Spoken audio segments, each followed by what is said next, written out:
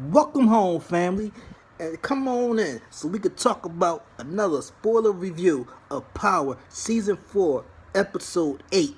Come here, closer, so nobody here. It's done. Okay, this episode was a very selfish episode. Everybody looked out for their own best interest. Sometimes that overlapped with somebody else's best interest, but it's all about self. We start off with Tommy talking to Dre at the warehouse. Tommy let Dre know that her Mendez family has not contacted them yet concerning his deal. So tell everybody to strap up and be ready for war. Dre like, yo, Chicago know about this? Tommy says, why are you questioning me? Julio, you should have been acting like that. You might have been alive today. Alright, so Dre needs to go tell the network, and Tommy is off to see his mother because he got these issues, these daddy issues. Women, mothers, tell your kids who the father is. I don't care if he's a no good bum. Just tell them who the father is. Maybe somebody in the family is good. Father bad, family could be good though. That was my own fault. Alright. So Tommy goes sees his mother. He banging on the door. He coming all hostile already. He wants to know, yo, tell me about my father again. She's like, well, we met at AC. He left when you was a baby, and he's dead now. Nice, neat, clean story. So he like, yo, Tracy said he's my father, and he met you in AC. And she like, yo, your father left us, and your father left us with nothing. But Ghost hit Tommy up so he don't go any further. Tommy rolling out to go meet Ghost. Meanwhile, Dre's telling the network, yo, strap up. We about to go to war, baby. And they like, yo, I don't have no soldiers. Yo, I answer other people. Dre like, yo, when the Connect say go to war, you go to war. Dre did a good job making it seem like Tommy doesn't care about his network. Because they had legitimate concerns, and Tommy didn't take them into consideration or meet with them to discuss the possibility of going to war. That was a good job by Dre. So Dre and the Dominican boy talking, and they was like, you gonna go to war? Dre don't know. But Dre said, whatever the next move gonna be, you and I gotta be in this together. Alright, we flipped to Ghost. Ghost is in the hood meeting the boy Tate. Tate look a little better this episode. Maybe his medication is right without the alcohol. So he talked to Tate. They walk around the neighborhood, and he gets surprised by Dre. Tate thought it was a good idea because Ghost saved Dre and turned him into a businessman. So he looked like a success story.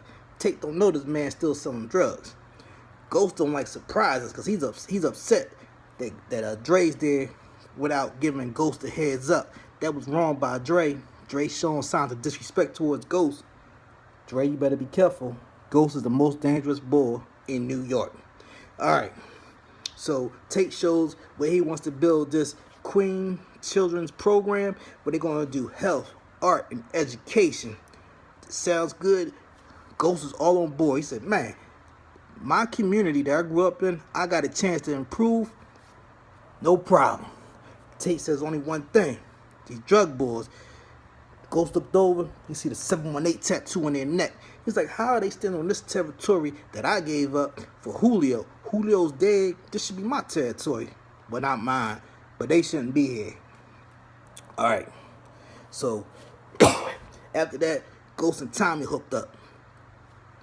Tommy starts right off. Because this is on his mind. He said, yo, Tracy says my father. What do you think, Ghost? Ghost like, man, I don't know. Y'all both got blue eyes. I ain't no doctor. I don't know nothing about that. Ghost don't care about that. He care about this deal. So Ghost was like, yo, you sure your network got your back? He don't really know. You sure Chicago got your back? That's a little shaky too. So Tommy, he know he needs Ghost to pull this off. So he's like, look here, if you want to handle it the way you want it to handle, you need to be there. Ghost like, what I look like? Talk to some drug lords. But Ghost has to meet him because Ghost wanted that 718 gang off his corner. So for his best interest is to make this meeting successful, to get the boys off the corner so he could do his project. Everybody's about self. Alright. So Tommy, while we wait for this meeting to take place, Tommy still on the thing with the daddy issue. He goes sees Tracy's wife. He goes there, and she lets him in, and she start fishing. Bzz. Where you grow up at? Bzz. No, I ain't. Well, we ain't grew up there. Bzz. What's your parents' name? And I only know my mother. You only know your mother? Bzz. What's her name? Kate. Nah, I don't know no Kates. And while she out getting Tommy a drink, he goes through the photo album and picks out a picture and puts it in his pocket. I'm just going to jump a little bit. We learned that picture was Tommy when he was a baby being held by Tracy in front of the home that he grew up in. He leaves Tracy's wife's house because Ghost hit him up on the phone again with a text. But later on, he does talk to his mother about this picture, and she confesses then that Tony is Tommy's father. But like she said, he took that picture and he rolled out. No contact, no help, no nothing, just left him. So I find it quite strange that, well, I guess Tracy could have lied to her, but why would she keep a picture of a kid and her husband and she don't know the kid? She see the address. She seemed like the type of woman when he took that picture of the kid with the address in the background, she'd have popped up, see what's going on. But we go along with the story. All right, so we got Ghost sneaking up on Proctor, and Ghost sneaks up on Proctor at Proctor's child's school, and he was like, "Look, I went by to see you, and I saw John come by." And he was like, "Yeah, John was trying to get me, but I ain't do nothing because right now I would be playing golf and you would be in handcuffs." He's like, "All right, well, next time John talks to you, I want to know." And Ghost said a very important line in this exchange. He said, "I don't know who I can trust." That's right, Ghost. Right now, you're a very lonely man. Don't know who you can trust. Your man, Tommy, he are emotionally unstable right now. Tasha, whatever. All right. So, we're going to go with Ghost, Tommy, and Hernandez meeting. You see Ghost standing up. They all sit down. Sign of power. Ghost let them know, look here, we killed Lobos, but y'all took the credit for killing Lobos. So everybody fearing y'all for killing Lobos. But if it gets out that somebody else did it, they'll fear them more. Ghost is playing on their weakness of fear. So they threatened to kill them, but they was like, yo, we got a plan B in place if something happened to us. So Ghost says, y'all got 24 hours to call us with your answer. So they walk off. And I'm going to talk about my man Mike for a minute because we lost Mike this episode. So Mike, he start fishing. He runs up on Sack and start fishing. Tells Sack, like, look here, you talk to John? Sack like, no, I ain't talk to John. Well, I talked to John. Are we still together on this Donovan killing Greg? He's like, yeah, we still together. He's like, okay, all right. So later on that day, Sack tells Mike that Angela is about to go to John. He's like, Angela going to John? Yeah, Angela got some evidence to prove that you the killer. She trying to prove that you're the killer, and she going to go to John tomorrow. So Mike thinks Sack, he believe in Sack right now. He thinks Sack Mike like, all right. She always being so nosy. That girl can never stay in her lane. He was like, man, don't push me because I'm close to the edge. I'm not trying to lose my head. And Mike goes over there, he tooled up, knocks on the door, want to see what's up. And I was like, when Angela came out, I thought she wanted to die. So she was like, here's a photo of you meeting Lobo's contact. Here's a photo of Greg following y'all. She said, we know you the mole for Lobos. What did he have on you? What did he have on you? And he said he was going to kill my daughter. So right there he admitting, out in the van that we didn't know, you got Donovan, John, and the FBI listening. Angela's wearing a wire. So she gets all that. So Mike like, look, I'm going to have to kill you. Stand up, turn around. I'm going to shoot you in the back of the head, call self-defense. And she like, ain't nobody going to believe self-defense if you shoot me in the back. She turns around and shoots him. Pow! But before she does that too, she turns off her mic so they can't hear the rest of the conversation because Mike said, if I go down, you going down. Angela said, click. We got microphone trouble. But she shoots him. She doesn't kill him. Angela's not a killer at this moment. So she shows him the microphone and tells him, look, you're not a murderer. You're a witness. He's kind of feeling that. He get locked up. So she needs him dead. So what does she do? She know my man Ghost has somebody, Lobos poked up, and she know that Ghost and Tommy killed Lobos. So she tells Silver to tell Ghost that Mike was arrested and this is where he's at. So Silver does that. He tells Ghost, look, Mike was arrested this is where he being held at. And Ghost like, oh, that's good news. I gotta go tell Simon. Ghost probably got on the phone with Proctor and Tommy. They're like, yo, they got the boy Mike. So Proctor, Tommy, and Ghost meet up. And they discussing on how to get this boy Mike while he in jail. They don't got no real connection no more. So the only choice they have is Tony, which they don't like because they don't know what Tony gonna want from them. So Tommy calls Tony, tells him, look, I got a problem in there. I need somebody to take care of. And Tony just like, who's the name? He like, that's it? I mean, after you ain't paid child support for 18 years, I guess so. You should throw him a favor. But, you know, it's going to be something else tied to this. He agrees to do it. So then we see Mike in the infirmary getting his gunshot wound cleaning in the jail.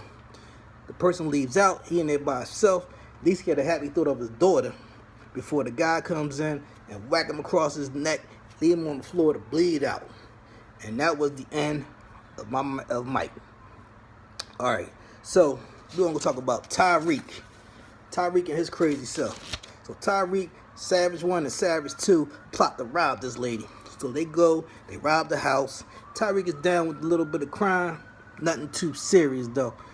But for some reason, I guess because Tyreek is still a good kid inside, he hears the woman upstairs crying and howling and screaming. So he creeps up the steps to see what's going on. He sees Savage 2 about to rape her. So he's called Savage 1 name, tell him to tell the Savage 2 to stop. So they was like, man, I wish you wouldn't have done that. And they shot her in the head. And Tyreek was out. He was gone. They didn't even see him leave. You didn't even hear that boy. He was gone. He probably jumped down all the steps. He out. Because Tyreek didn't sign up for that. That's a little bit much. He was all right with robbing him, but raping and killing, he ain't built like that. He over his head now. So Tyreek gone. They call him. Tyreek ain't answering the phone. So we move on to Dre. Dre, Dominican boy, 718. They meet up with the Hernandez cartel. Dre says, I can hand over the whole network without y'all spilling any blood. They was like, why would you want to do that? And he was like, because I want to be the biggest drug dealer in New York. Crazy, Dre. Crazy. Because they might just kill you after you handle the whole network and tell them everything. But, okay. So that's what he want to do. And they ain't feeling that. They was like, you turn your back on your employer, you turn your back on us. So Dre see them signing some contracts. So Dre like, you know what? I can get y'all into the Bassett's. They got 20 hotels and clubs around the world. That's a whole new pipeline I can do for y'all. Whole new pipeline. And they was like, you could deliver that? And he was like, yeah, I could deliver that. No problem. So the boy told him, look here, we going to agree to the terms that Ghost put forth to give you time to set this up. And if you don't do it, I'm going to be the one to kill you. Dre getting over his head. I don't know, Dre playing a dangerous game. You know, so they out there smoking. Him and the Dominican boy, she like, you sure you could do this? Dre like, yeah, I could do this. Then why you getting high right now? Alright, so the last scene was Ghost and Tate at Ghost's apartment. So Ghost tells Tate, look here, that the issue with the drugs being sold on those grounds, no longer an issue. And Tate like, well, how did you do that?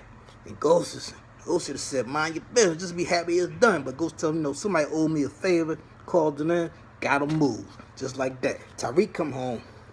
Ghost introduced Tyreek to Tate and everything. Tyreek's like, yo, I'm gonna go wash up and do my homework. So Ghost like